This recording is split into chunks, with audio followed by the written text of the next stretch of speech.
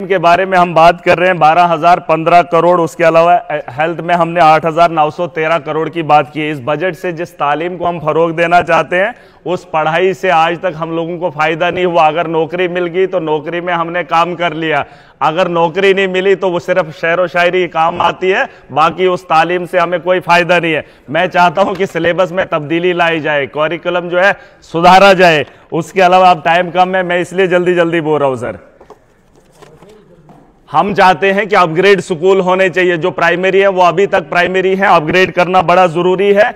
गांव अब शहर में तब्दील हो गए, आबादी बहुत बड़ी है सर, उसके बारे में सोचा जाना चाहिए। 200 रुपए लेने के लिए एक बच्चे ने कल प्रेमनगर में एक आदमी के ऊपर चाकू चला दिया। उस तालीम से हमें यह फायदा हो रहा है कि नशा आम हो चुका है। जम्मू के अंदर 200 रुपया पाने के लिए प्रेमनगर में एक आदमी ने दूसरे नौजवान को चाकू मार दिया सर।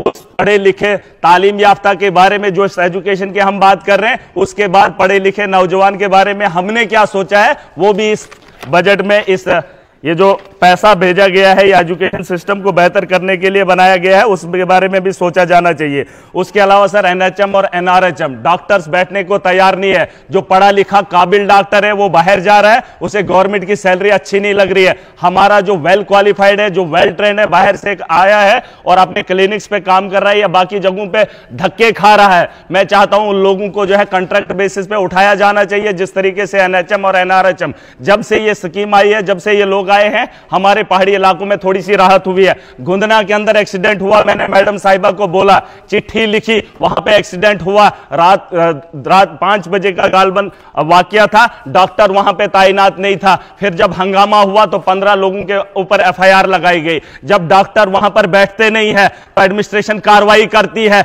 जब लोग हंगामा करते हैं उनके खिलाफ तो लोगों के खिलाफ कार्रवाई होती है, डॉक्टर के खिलाफ नहीं। मैं बोलना चाहता हूं कि अगर वो वहां पर नहीं बैठेंगे तो उनके खिलाफ कार्रवाई कौन करेगा। मैंने मैडम को ऑलरेडी चिट्ठी लिखी है।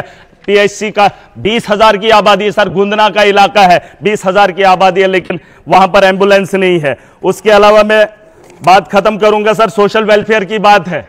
इन्होंने बड़े किस्से सुनाए बुजुर्गों के लिए, इन्होंने स्कीमें लाई, लेकिन 3-4 साल से मैं देख रहा हूं कि सिर्फ फार्म भरे जा रहे हैं, पेंशन नहीं आ रही है। और जो सर अपाहिज हैं, जिनके पैर कटे हैं, जिनके बाजू कटे हैं, उनको 2000 से गुजारा नहीं होगा, क्योंकि वो रोजमर्रा की जिंदगी में जी नहीं पाएंगे। उनके उसमें भी इजाफा होना चाहिए। बाकी सर मैं चाहूंगा कि बीजेपी को वक्त मिलता है, एनसी को वक्त मिलता है, कांग्रेस को मिलता है, मुझे भी वक्त का ख्याल किया जाए ताकि मैं भी वक्त पे बात करूं और जो आपका सेशन होगा उस सेशन में अपना भी योगदान दें। हाँ, सीडीएफ का भी सर ख्याल रखा जाए।